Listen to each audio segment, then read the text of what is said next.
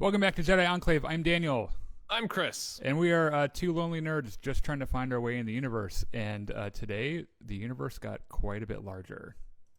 Yeah, well, I don't know that it was larger so much as we just saw more of it. It's more exciting for sure. Oh, yeah, that's true. So today was the at least the North America release of The Mandalorian on Disney Plus. So I was able to download that app on my iPhone last night at like 2:30 in the morning, but I wasn't able to do it on my TV until like 5:45 this morning. So that's when I just watched it on my computer sometime this morning. I couldn't do it. I had to watch it on the TV. So I was up. Well, I really haven't been to bed yet, but I was up very early watching Star Wars.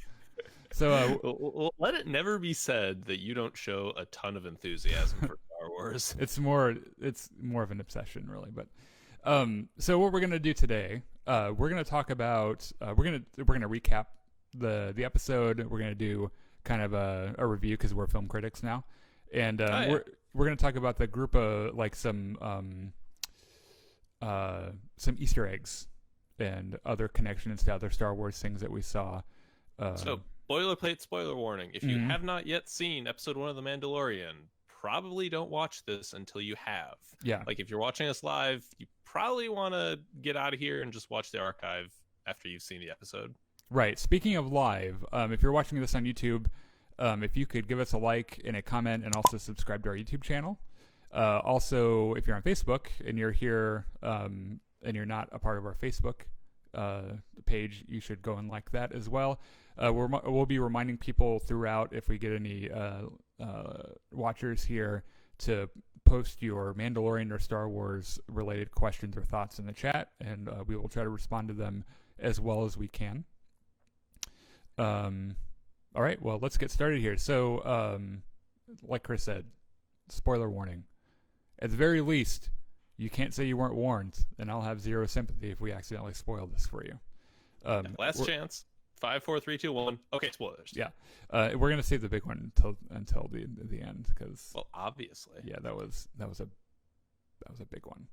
Okay, so our show opens up. So first of all, we get this look at this really awesome new Star Wars, I guess, logo card before the show started. I really like the design of it, and we open up with we're gonna just call him Mando Boy, because we don't know what his name is yet. So our Mando Boy is stepping off his ship, the Razor Crest.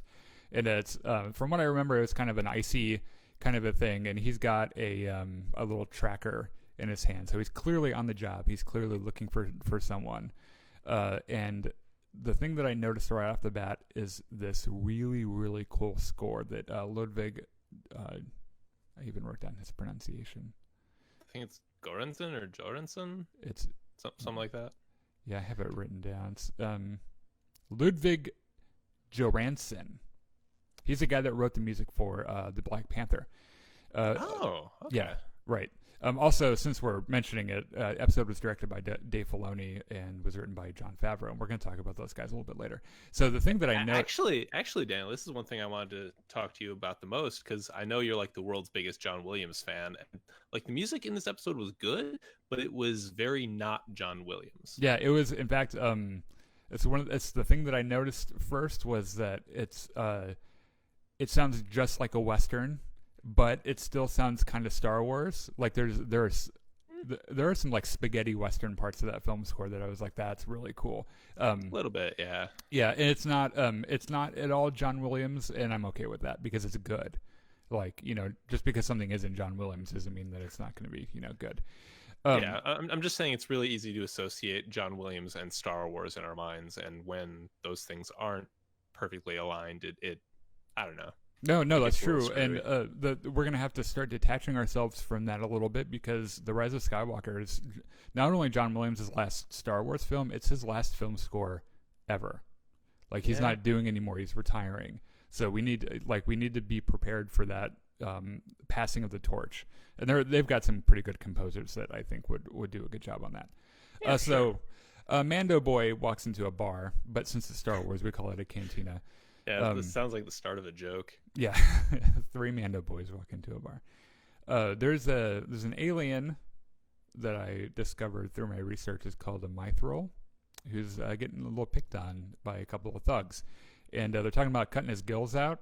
It's like he just doesn't seem like he's having the best day. Okay. Now, also, what I noticed about this scene was that he, like, when he walks in, it's a lot like those old spaghetti westerns when the hero of the story like bursts through the saloon doors into the bar. And everybody just stops and looks at him. Right. It's a lot like that, and so a part of the scene we saw from trailer materials already. So what I assumed was that the guy that he's looking for was the squid face guy. And so the squid face guy and this other guy is kind of picking on this mithril. He's blue, apparently has gills. Something happens. I don't know what happens, but somehow one of the thugs like drink got spilled or something, and he was like real pissed off about it. I think he knocked his own drink over in the process of like intimidating this blue guy. Oh, is that what he? Okay, is that what he did? I think I don't remember it perfectly clearly, but I think that's what happened. He fucked with the wrong guy because he like, he hassles him. He's like, "Hey, I spilled my drink. You need to buy me a new one or whatever." And there's this thing, and the Manda's like sitting at the bar, and just like out of nowhere, just kicks the shit out of everybody. And he's like he's clearly a badass, right? That's like what they're trying to establish in this beginning this beginning scene, is that he can like take anybody. So another thing I'll say from the trailers, we saw that really cool shot of we'll call him Squid Face Boy, get caught in the door because it's like an iris closing door. And I remember having a talk with you about this when the trailer premiered, being like, it's Disney Plus. They're not going to have the guy cut in half. Like, it's probably... Except they did! Yeah, cut him clean in half. And so, like, your first thought is, well, I guess he's taking him in dead because he's in half now. And it turns out, surprise, the squid face guy isn't who he's after. He's after the mithril, who is, seems like he can talk himself out of anything.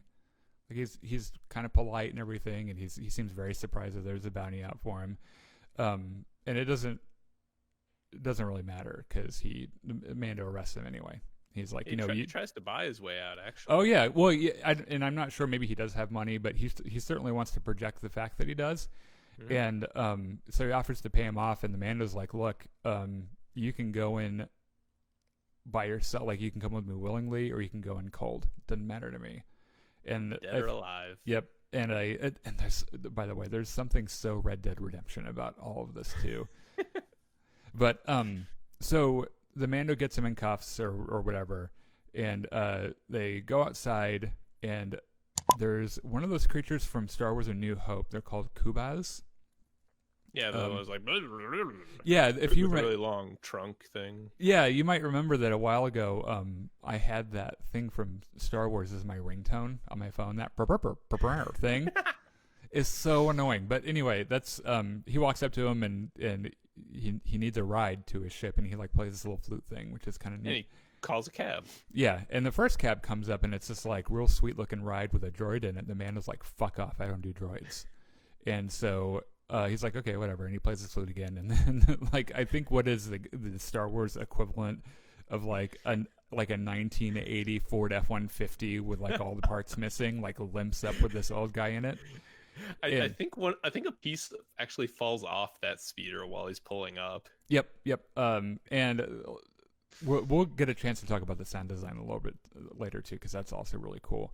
But he gets in. And he gets his ride to his ship, and this driver is played by Brian Posen, I think his name is. I think he was in what is that show? The Big Bang Theory, which I've never watched, but yeah. So he's like kind of dropping hints along the way that there are like these giant ice creatures that live under the ice.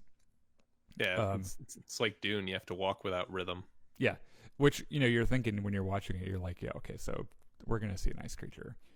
And obviously, lo and behold, he drops them off at the ship.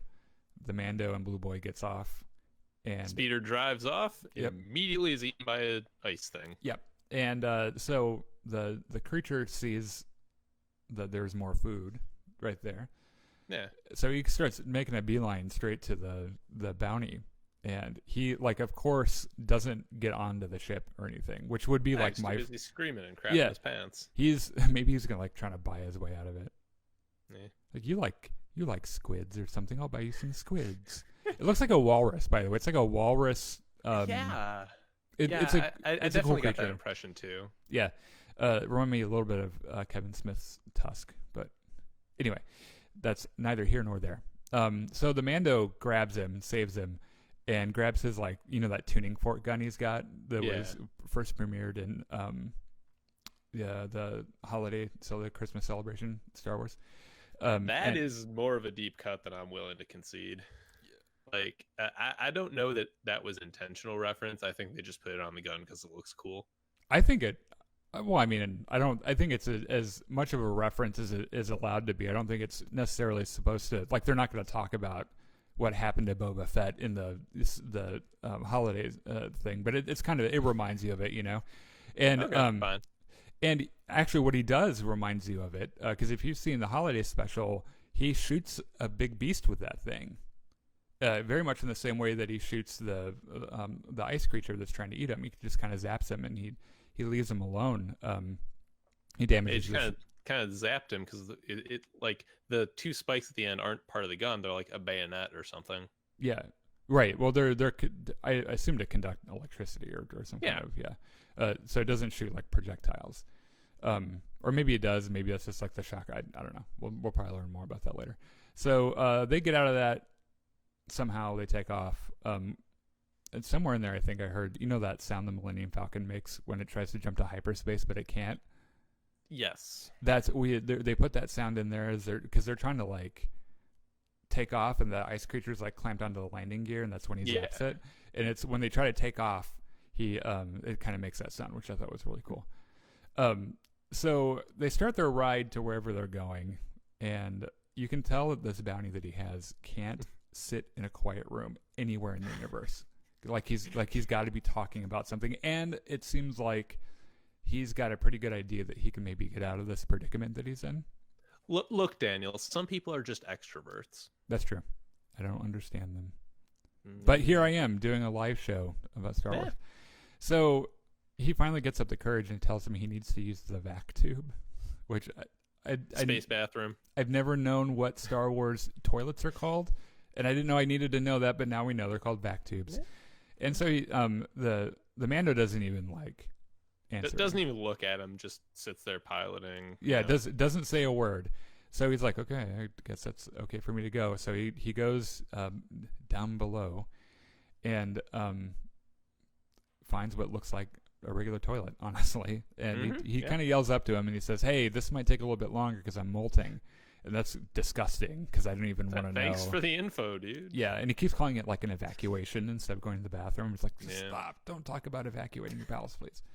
So he goes down there, and he's clearly like trying to find something that will help him get out. Or, he finds them. He's poking around, rooting around. And eventually, he just finds like all the bounties hanging up, like frozen in carbonite. Well, he finds his arsenal. He finds his arsenal first. Like he opens that up, and it's like all of his guns and shit.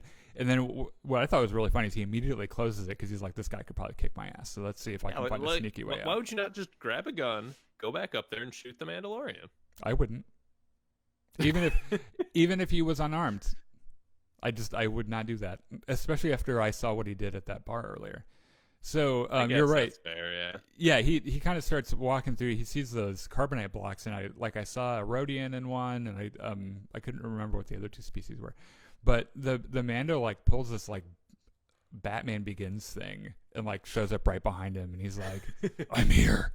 I can't remember exactly what he says, but he scares the piss out of him. And so the blue guy says something about wanting to like go home and see his family for Life Day, and he sees the frozen carbonite. He's like, I guess I'm not going back there, huh? And Mandalorian shows up behind him and says, guess not. Shoves him in and freezes him. Yeah, which by the way, that Life Day reference is another reference to the holiday special. Unfortunately, yes. Yeah. So he throws them into what appears to be a miniature carbon freezing chamber. And uh, you kind of And he's get frozen. yeah. The cool thing is you kind of get like a closer look because you never really see Han like the process of freezing, like it just like fogs up and everything. So he lands on the next planet, which is kind of like a more it's more urban, at least than the last planet he was on. And he goes to another cantina. I have a sneaking suspicion that he's kind of frequents a lot of bars. That's like where a lot of his business is done. And he goes to turn his bounties in. And he meets what is that character's name? He's kind of their bounty hunter guild boss. Karga is his last name. Grief Karga, that's his name. And he goes to get paid, and he's got Imperial credits, but he's like, no, none of those. And so he gives him. I thought what I heard was that it was some kind of currency from Mon Calamari. That Yes, I forget what the exact name of it is, but it's something. And they look soft and silly sounding. Yeah, well, it looks like it kind of looks like an oyster. It looks like something that came from the sea. Maybe a little bit, yeah. Yeah, and this is kind of our first big hint into like the state of the galaxy, which is that there is no stable currency, which would make sense. I don't know. There's no stable currency, but like Imperial currency is definitely not stable because the Empire just doesn't have power anymore. Or a Death Star. Like they got fucked. Yeah. Or an Emperor. Well, I mean, they're kind of equivalent for the Empire, really. Yeah, sure. So, the Mando asks for work. He gives him a list, and he's like, I'll take all of it. And he's like, you can't have all of the jobs in this sector. Like, we've got other bounty hunters. And Mando's like, fuck you. Yes, I can. Yeah. He asks him about the highest paying one, and he tells him what the price is. And he's like, bitch, that isn't even enough to buy me gas. So what else you got? That is also a really strong indication of the state of the galaxy, I think. Mm-hmm. Like there's a bunch of criminals, but no one is able to pay enough to actually bring them in. And like it's also a commentary on the Mandalorian's current state, because like he's not being picky, he's not going for just the high paying jobs. He wants everything. Yeah. He's clearly working towards some end where he needs that that money and stuff. Or he could just be desperate. Yeah. Well, we find out a little bit later, but he asks if he's got anything that is better, and Grief Karga pulls that stereotypical, well, there is that one thing. Yeah. And he's like, well, what is it? Stop being coy. Stop being a little bitch. Tell me what it is. And he's like, well, you have to go. So this isn't official. It's not on the books. Yeah. You have to go talk to this Imperial guy across town. Yeah, you got to go talk to him face to face. It's a direct commission or whatever. And and he's like, okay, I'm a badass. I can take it. So he shows up. There's one of those like little eye things from Return of the Jedi when they visit Jabba. That kind of pops out to look at him. It seemed to me that like this one was a little bit maybe broken down or just a little cheaper because it didn't have that an articulation in the arm. It just kind of stuck out. It's probably I don't know. Like they probably had a puppeteer back there just like and like just moving it around. It's probably old, or maybe it's like the iPhones where like you can get the shitty one made out of plastic, or you can get like the nice glass one. Who knows? So he goes to meet this guy. It turns out that it's the character that's played by Werner Herzog, whose name I don't think we know yet. He's just the Imperial dude. Yeah, Imperial dude. He's got an accent, and he's waiting in this room full of old, dusty, busted up looking stormtroopers, and very prominently displayed is this like big Imperial crest on his necklace. And so they start talking a little bit. Herzog seems to be kind of into the flattery game a little bit. He's kind of telling him about what he heard of him, and then all of a sudden a door opens and this guy walks through, and because like Mando don't trust like that, he pulls all of his guns, and all of a sudden everyone's in a Mexican standoff. Yeah. And Herzog's like, "Can you calm the fuck down, dude?" And Mando's like, "Tell your guys to drop their guns first." Yeah, and the stormtroopers are like, "We've got him 4-1. We don't need to drop shit." And he's like, "I'll take those odds." And then you're like, "Yeah, you would die. Like all of you would die." Yeah. So he tells the stormtroopers to put their guns down. They do, and then they start talking about the job a little bit, which is they won't tell him really anything. He knows that he can do it dead or alive, and dead means he'll get a little less money. They can also only give the target's age, which we found out I think is 50. He's something like that, 50 years old, and his last reported position and a tracker. And so he kind of gives them, he's like, well, if you're a real Mandalorian, this should not be a problem for you. And so he's like, fine, okay. And you find out the guy that came through the door is his buddy. It's a scientist, a doctor. So I can't remember his name. Remind us in the comments, by the way, if you're still here, tell us in the comments what his name is. That way I'll know. Dr. Pershing. Dr. Pershing is his name. Oh yeah, because there's a street right here in Decatur called Pershing. Yeah. Anyway, he as a kind of payment or down payment, he gives him this little block of Beskar. Yeah, Beskar steel that has a big Imperial stamp on the front of it. So the Mando leaves and immediately goes to visit another Mandalorian, a female Mandalorian, which I thought was really cool. And she's clearly some kind of like blacksmith, like some kind of metalsmith. And blacksmith / higher up in the Mandalorian hierarchy, maybe, because she seemed like the Mando was treating the smith as if she had some sort of authority. I felt like. Yeah, I got the same sense too.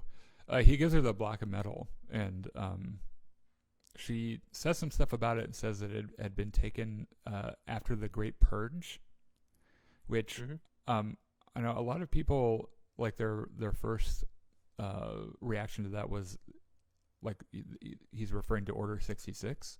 I don't think so. I don't think it is either. So the Smith seemed really grateful that he has this metal, and says a pauldron would be in order, like a little shoulder pad. And she asks, "Has your signet been revealed?" And he says no, and that's what they leave it at. And so immediately I'm like, what the fuck are you guys talking about? So it's clear at this point that something pretty terrible has happened to the Mandalorians. Like they've had some kind of like falling from grace. I think the Great Purge probably has something to do more specifically with Mandalorians. So here's my theory. It's not substantiated by much. Yeah, we're going to talk about theories later too, but go ahead. So the Mandalorians were in the Clone Wars, the series, as well as the historical event. They didn't do too terribly well there, as I recall. They kind of got their butts kicked by Jedi. But they were still around to some extent after that. I have a hard time thinking that once the Empire was around, they would tolerate this sort of militaristic pseudo cult running around in their space. And so they probably did what it sounds like, a purge. They sent the stormtroopers and the Star Destroyers and everyone and just kind of smashed the Mandalorians flat. Like Order 67. It's probably like the next big thing they did. They mentioned a thing. She said that metal would sponsor several foundlings. Foundlings. And he kind of mentions that he was once a foundling too. Then we get this really cool flashback sequence where you see like two people in red robes carrying this child also in red robes, and there's some sort of attack, and they kind of put him in a basement and close the doors. And what we're meant to take from that, I think, is that is the Mandalorian's childhood. And that's what I took from it too. So what's the deal with the red robes, though? Are they like part of some secretive religious order, or just some group, or what? I think this ties into one of the theories that I have later. I think that I don't think they were Mandalorians. In fact, I don't think that the Mandalorian is a Mandalorian, like a true blood. I think foundling means he was an orphan. And okay, but does Mandalorian refer solely to the subsection of humanity that are directly descended from them, or is it just anyone who's raised in their culture? Like if you were raised by Mandalorians from the time you were like 7, 8, 9, 10, all the way to adulthood, does that make you a Mandalorian? Does it make you less of a Mandalorian to someone who was born into that group? Like, yeah, that's what my guess is, and like when we do our theories section, we'll talk about it there too. But I think that the Mandalorians are a race. Well, we know that they're a race from Clone Wars and Rebels. So that there's a planet called Mandalore, and there are people from Mandalore called Mandalorians. And I think that they probably, maybe because their numbers are so thin, they bring in orphans and raise them as Mandalorians, and that's what foundlings are. Yeah, maybe. Yeah, I mean, what else could foundlings mean? You know. So anyway, she smiths his pauldron, And Kind of slaps it on his shoulder and sends him on his way. yeah, which brings up a pretty neat little thing, which is that he clearly is piecing together a better armor kit than what he has, because the one he has right now is kind of hodgepodge, like a bunch of different colors, and this metal was used. This metal matches two other pieces he has, which is like his helmet and his other shoulder thing, right? I think so. Yeah. So anyway, he decides, well, I guess it's time to get to work, so let's go. And he goes to this planet where this bounty is that he's supposed to be getting. It's a desert planet, and I can't remember if it has a name. Just another one of Star Wars' desert planets. He gets off his ship, and his tuning fork gun has a scope, and he's kind of like looking out, and he sees a blurg, which are those like not dewbacks. Yeah, they're way more awkward looking than dewbacks. Like, I don't understand how they move and not just fall over, but not only can they move, but apparently they can sneak the fuck up on the Mandalorian, because while he's looking at this other one just comes out of nowhere and grabs him by the arm. Yeah. And what's really funny, he tries to like get his flamethrower, which is really cool. It's kind of like a Boba Fett moment, but that blurg was like, fuck off, I'm going to eat you. And he's kind of like, you know, doing the rabid dog thing on him, and something hits it. Gets saved by this alien with these like tranquilizer darts, because after the first blur gets knocked down, another one comes up, and that one gets knocked down too. Yeah, he's an Ugnaught played by Nick Nolte, and it's like the same race of people who are like in Empire Strikes Back when they're trying to find C-3PO's remains. They're the ones like down in the they're playing catch with his head and stuff. And he looks really good, by the way. He like, I couldn't figure out if he was like part puppet, or because his body movement seemed really natural, but his mouth movement seemed kind of weird. It doesn't matter. There was one specific part where his lip syncing was not quite totally on, but other than that, it looked very good. Yeah. So they go back to his place. So he saves him, and he tells them, like, I'm going to help you. And a really funny dialogue gag that keeps coming up is that, like, apparently when this motherfucker's done talking, he says, I have spoken. And then the conversation's over. Like, there's nothing else to be said about it. And the Mandalorian's like, well, I mean, okay. All right, fine. I mean, you're willing to help me. I need help. So they go to his place, and you find out that he wants to help because whatever is over there that people are trying to find is attracting a lot of mercenaries and bounty hunters, and they all die, and there's a lot of violence. And this Ugnaught says that this place should be a place of peace, and that if he's able to get this bounty, that maybe it'll stop bringing violent people. And he doesn't even want money. He just wants those blurgs. And the man was like, fuck it, you can have him. I wasn't going to take him anyway. So they have this really cool scene where he learns how to ride one, which I swear to God is like straight out of a spaghetti western, where like the cowboy rides the horse and everything. The music is even pretty reminiscent of it. I like that scene. One, because Nick Nolte, like after watching him fall down a couple times, says, dude, you're a Mandalorian. Your guys tamed these like incredibly dangerous creatures. There's no way you can't ride this dumb little thing. Mm-hmm. And then number two, after the Mandalorian like tried struggling his way on top and gets thrown off, he just kind of reaches out and pets the blurg's face a little bit.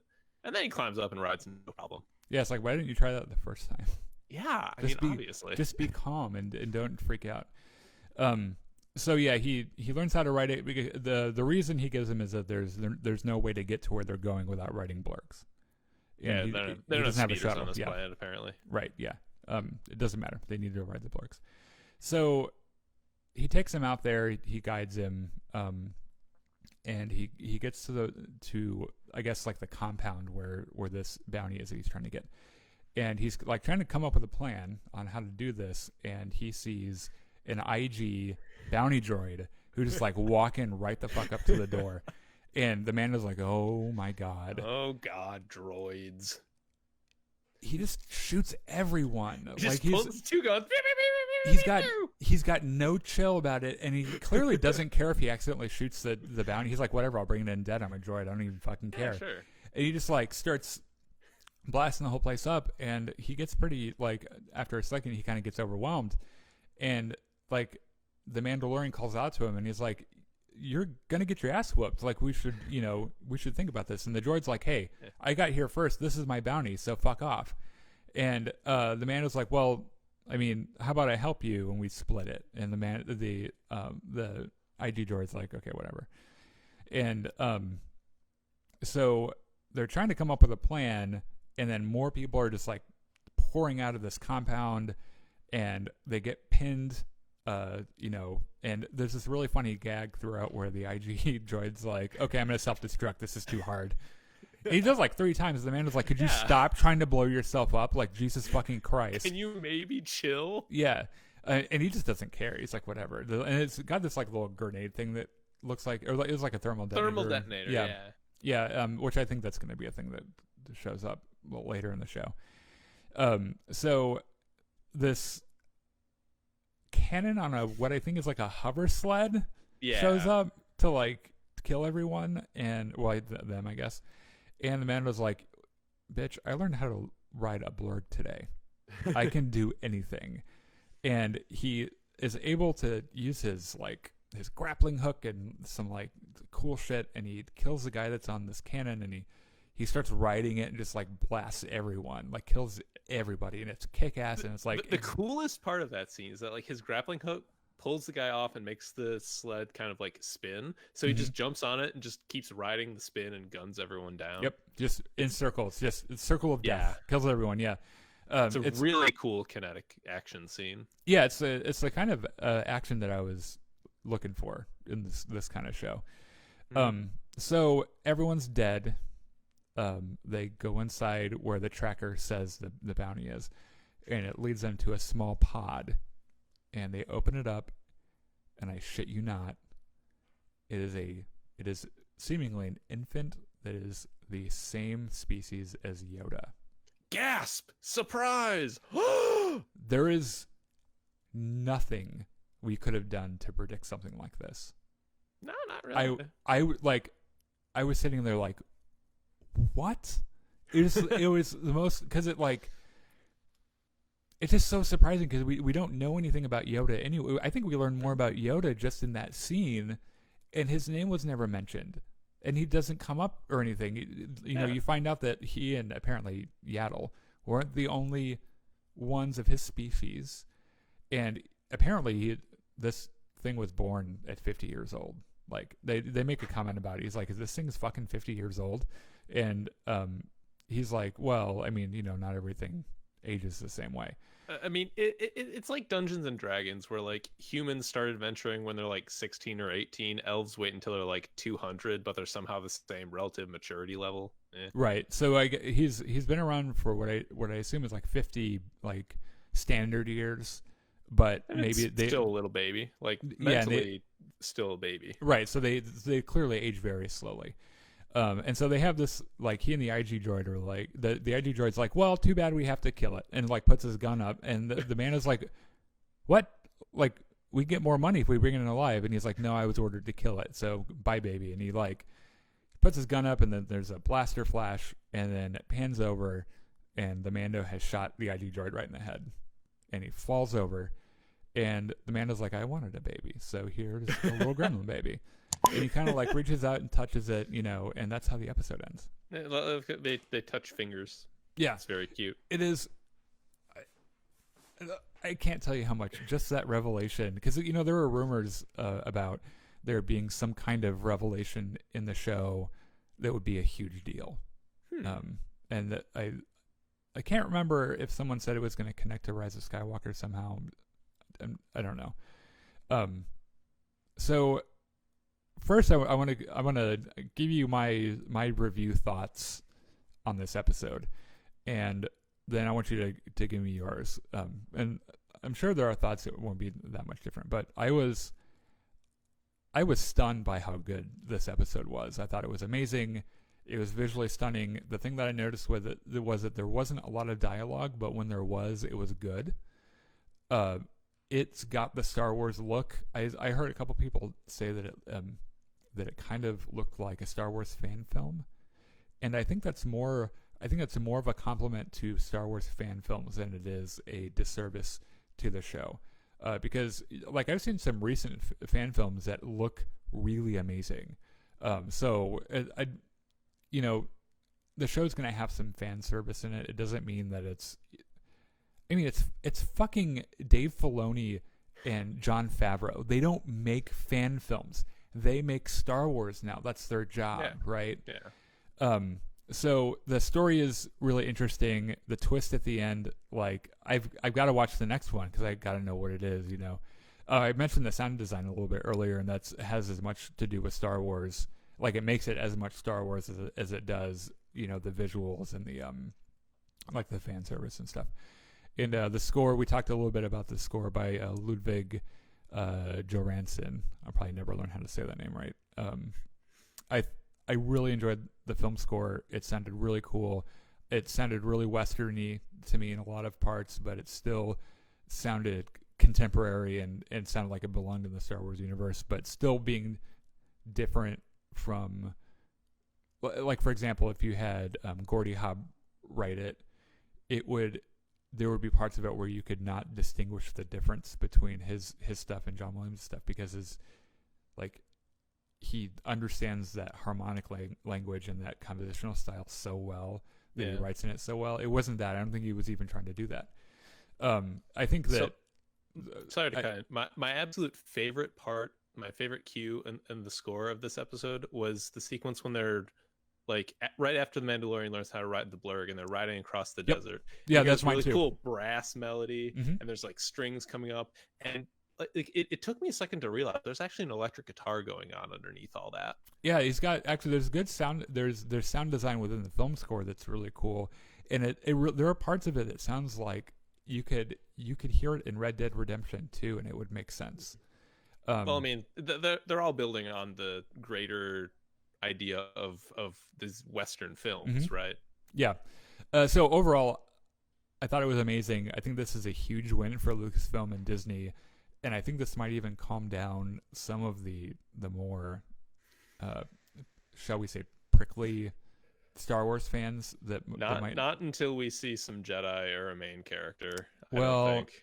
Well, why don't you go ahead and tell me what you thought overall, and then we're going to get to that because that's going to be a thing we talk about. So I am just naturally more even-keeled and less effusive than you are. So I thought it was very good. I thought it was great because it was obvious that so much of what they were doing was practical effects.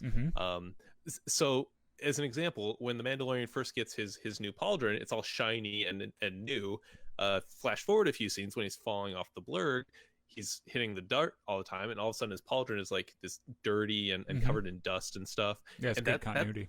It's a great way to show that this is happening on a practical set, and this is what you would expect to happen if he was being thrown to the dirt a dozen times or whatever. And not a chroma key fluffy bed that they put an environment on later. I largely agree with you in a lot of your other points. The sound design was really good. The dialogue was sparse, but when they used it, it was really effective. The action sequences were fantastic, I thought. I really want to see more of this. I am very excited for Friday when the next episode comes out because I really need to know where this goes. Not just the bounty storyline and what they're doing with this little baby Yoda, but also Sweet Baby Yoda. That's what we're going to call him. Okay, fine. The Sweet Baby Yoda. Why is the Mandalorian so desperate for all these bounties? Who is that Forge Master he was talking to? When are we going to see some of the other characters that we've seen in the promotions? When do we see them? There's a picture in one of the previews of the Mandalorian and two other people just hanging out outside what looks like a house. When does that sort of familial connection show up? What's going to happen with that IG droid? I think you and I talked about this before we started the video a little bit, but is that droid just is he gone forever? Are they gonna bring him back? Because Nope. like, Yeah, and I was gonna bring this up in our theories section too. Actually, let's kind of get into some of the Easter eggs that we noticed, and then we'll call this the Easter eggs and theories part of our video. Right. Okay, so I'm gonna list some things off. We don't have to talk about them too much. They're just they're callbacks to Star Wars things that we know. There's a TT-8L guard droid. We talked about that from Last Jedi, or not Last Jedi, Return of the Jedi. Yeah. Who's guarding Werner Herzog's base. Mm-hmm. There's a hilarious scene where a Kowakian monkey lizard is being like spit roasted, and not only is he being spit roasted, but his friends watching. That is so unbelievably cruel. I know, it was fun because they're clearly sentient. Yeah, like if you remember, we first see these creatures in Return of the Jedi. One's hanging out in Jabba's palace, and like he's laughing when jokes are told. Yeah, exactly. Yeah, like he's aware of what's happening. So that like they don't have they're not worried too much about. I was about to say human rights, but like sentient rights, right? Yeah, like wherever they are, and that dude knows he's getting eaten next. The mention to the Great Purge was kind of an interesting thing. I've heard, like I said, I've heard people wonder if it's something to do with Order 66, which I don't think it does. I think they're going to focus on the mythology of the Mandalorians after the Clone Wars. Yeah, the space they haven't written yet from Clone Wars and Rebels. I think we'll find out more about the Great Purge as we spend more time with that blacksmith. Yeah, I think so too. I think she's going to be like the Mandos, and thus our connection to the greater Mandalorian culture or group or whatever they are now. Mm-hmm. Yeah, I think that's a pretty good guess. So when the Mando is attacked by the Blurg, it reminded me a whole bunch of when Luke Skywalker is attacked by Tusken Raiders in A New Hope, because he's looking out with his binoculars at one, right? And then all of a sudden one like appears right next to him, which is exactly what happens to the Mando. It just could have been like a thing where they're like, it should be like that. It doesn't mean anything, just kind of a cool way to shoot it. They mentioned the mythosaur, which if anyone knows that like really kick-ass Mandalorian symbol that you see in different places is a mythosaur. It's skull. This little thing. I don't know how you can see it. In my webcam, but it's this little skull down at the bottom. Mm-hmm. So that was a cool thing. So another thing I noticed was that IG-11, the sound that he makes is the exact sound that IG-88 makes in the Shadows of the Empire game. And if anyone watching or listening, if you've played that game, you know what sound I'm talking about, because that part of the game is terrifying. And there's this like really. When this goes up on YouTube, I'll try to put in a sample of it. There's this really distinctive like metal clanging on metal sound, and it's crazy. It immediately took me back to like when I was a kid playing that game, which was really awesome. So I saw a thing about Boba Fett appearing in a shot. Really? Yes, and I saw a picture of it in this episode. Yes. And I saw, because when I saw the claim at first, I was like, "Fuck you, Boba Fett didn't show up in the first episode." And then I saw a picture of it. It's a little blurry, but it's exactly the same colors as Boba Fett, and there's a dent in his helmet. Huh. Which, I mean, granted, this could still not be Boba Fett. It could be anything, Yeah. But you're gonna have to send me that picture, because I have not seen that or seen anything like it. Yeah, I'll put it up so that we can see it on YouTube. So another thing too, we saw some alien species. I'm gonna run through a couple that I saw. If you saw some that we missed here, put them in the comments so that we know. The first bounty was a Mithril. There was a Kubas, the snout guy. The squid face guy was a Quarren, the guy that got cut in half. Poor look. There's an Ugnaught, whatever Yoda's species is. So that's what I noticed. If you notice other ones, put them in the comments. And so let's talk a little bit about theories, because that last Boba Fett thing kind of made me think about theories a little bit.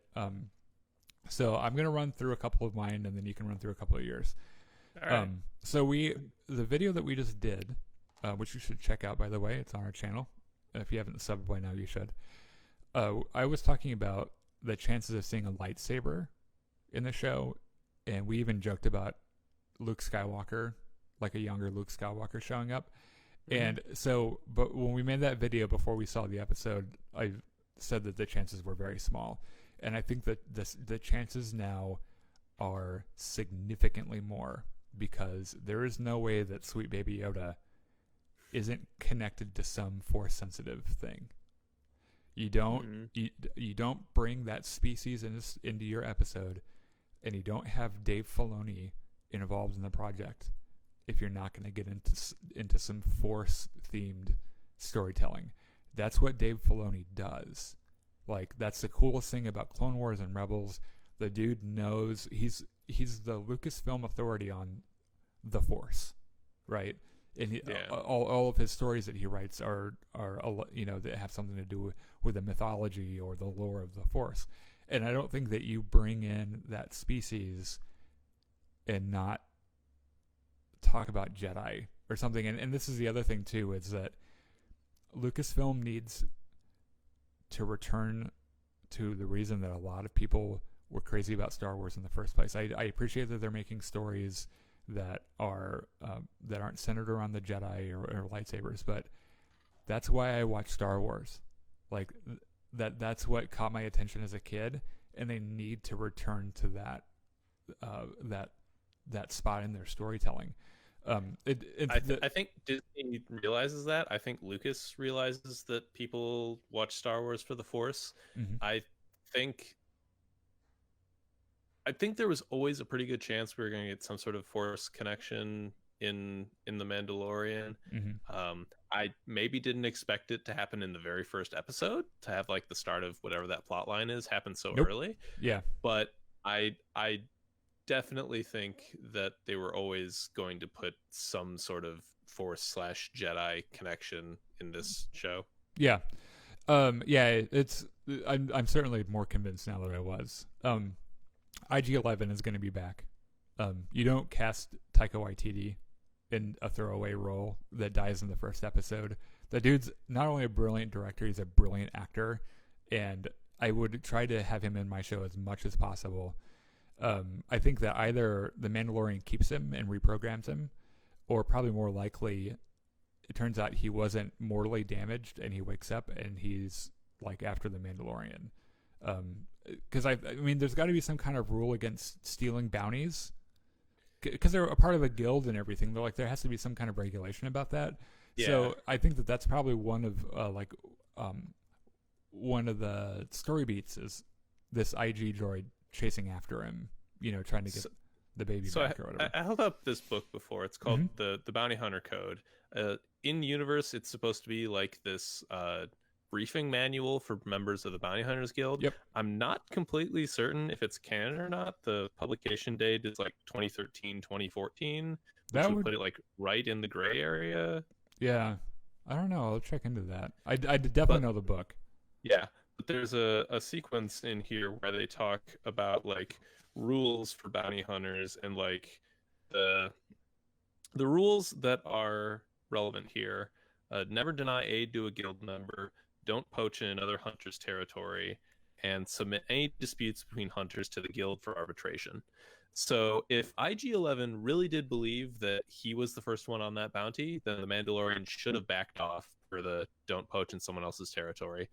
And the Mandalorian broke that don't like submit disputes to the guild in a big way by just kind of casually shooting IG-11 in the face, which was the most Mandalorian thing that you could probably do. Yeah, like, at the very least, it's a very badass thing to do. He's like, you're a problem for me, now you're not a problem. Yeah, so I could definitely see IG-11 having this like revenge story where he's trying to chase down the Mandalorian and shoot him up, or even the Mandalorian just getting in trouble with the guild for having betrayed a fellow hunter like that. Oh yeah, I'm sure that probably presents a whole bunch of complex issues for him, and it's good for storytelling because it creates conflict too. So I think that we're going to find out that the Mandalorian isn't like a as you said, a true bred, full blooded something Mandalorian from our other video.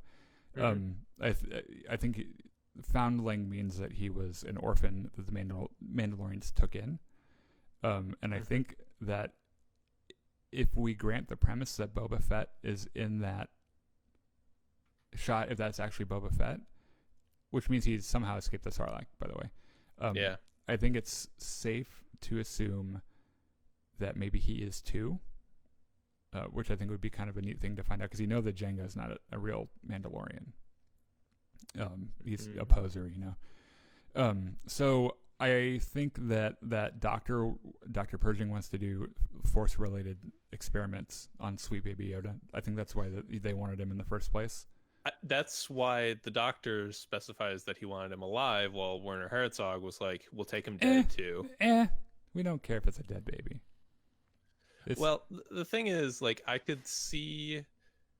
So if you brought in the corpse, maybe they have some way to, like, clone the baby from the genetic material, and then they can do experiments on it later. I mean, it would have to be alive to do Force experiments on it for it to be feasible. You know, that's why I think that's why he was so concerned about it being. And Herzog just like, we don't really care if it's alive. That's what I'm saying. Like, if you clone the baby, then you have to wait for the baby to grow at least a little bit before you can do any Force experiments on it, and that just kicks back your timeline on your science years, if 50, not decades. 50 years, apparently, because they age so slowly. There was... what was the other Yoda thing that I was thinking about? So I did a little bit of math on this. Sweet Baby Yoda is 50 years old, right? Mm-hmm. Do you know right around where that puts his time of birth? That would be a little before Phantom Menace, wouldn't it? Yeah, I think it's later than that. I'll have to check, because now I can't remember suddenly. But I think that it was right around when the Clone Wars was happening. That's the other bigger question too that we have to ask is, what the fuck is it? Like, what is its significance? Is it is it a clone of Yoda or something? Like, where is this species from? I think that I think we've established that they're a species now. Yoda and Yaddle weren't the only ones, and I think that there's a high likelihood that they're all Force sensitive. Like that's a characteristic, a defining characteristic of that species, is that they are all Force sensitive. And obviously they're trying to get him for science, but why? Like he has to know about Yoda to be that interested in him to do experiments on him. If you grant the premise that they're Force related experiments, like he's like, oh, that's the same species as Grandmaster Yoda. Like we got to have him. So like there has to be, like, I think the Force and the Jedi as a mythology are going to be woven into the story a lot more thickly than I originally thought, and that is super exciting for me. I don't know that it had to be Yoda specifically that Dr. Pershing was thinking of. Like, presumably in Galaxy, there's more knowledge about Yoda's species than we have, if only because they're like, they exist in a time and place where there were more than just Yoda and Yaddle running around. There were more Yodalings, I guess. So I mean, is that true? Like, we don't know that for sure. Well, I mean, they had to come from somewhere, right? And we don't know. That somewhere was known to somebody at some point. I mean, not necessarily. I mean, there's weird stuff in the Star Wars universe that doesn't follow that logic. Like there's a character in Rebels called the Bentu that you don't know where the fuck it comes from, and he might as well be the only member of his species. Some like mystic Force sensitive giant, horse thing or whatever he is. Like it's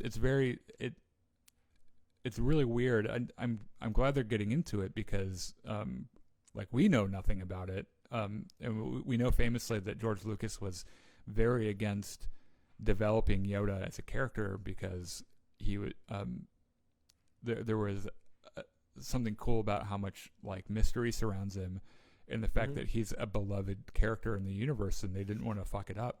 And so they, Dave Filoni was the one that wrote the 3-episode arc for Yoda in Clone Wars, and now all of a sudden he's involved in this, which there has to be like some kind of connection there.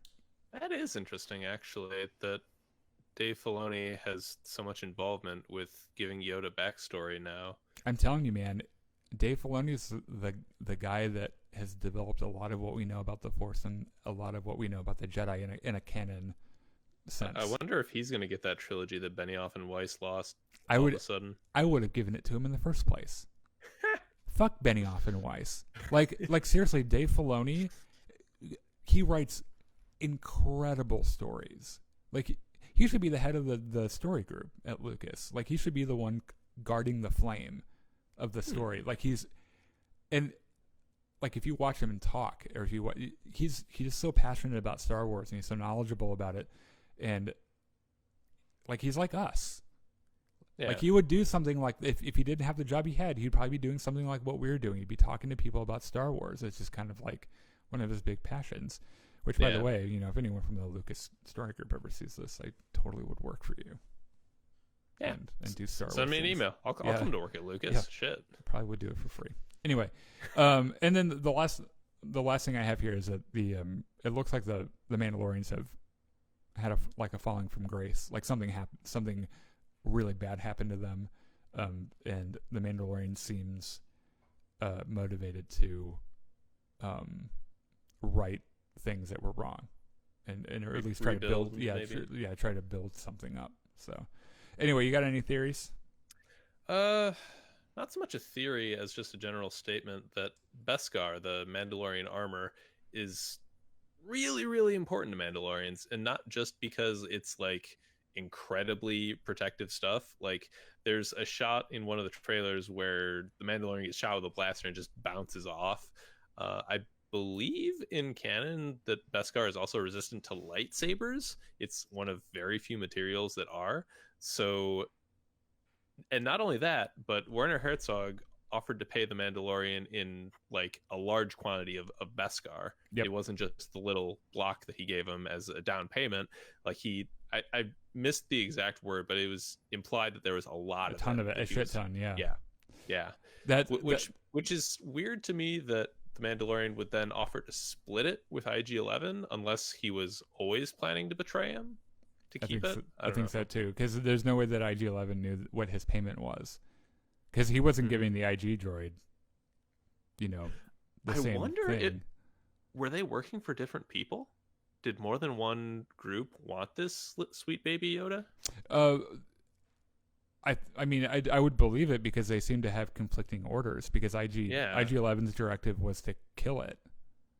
Maybe he's working for Moff Gideon.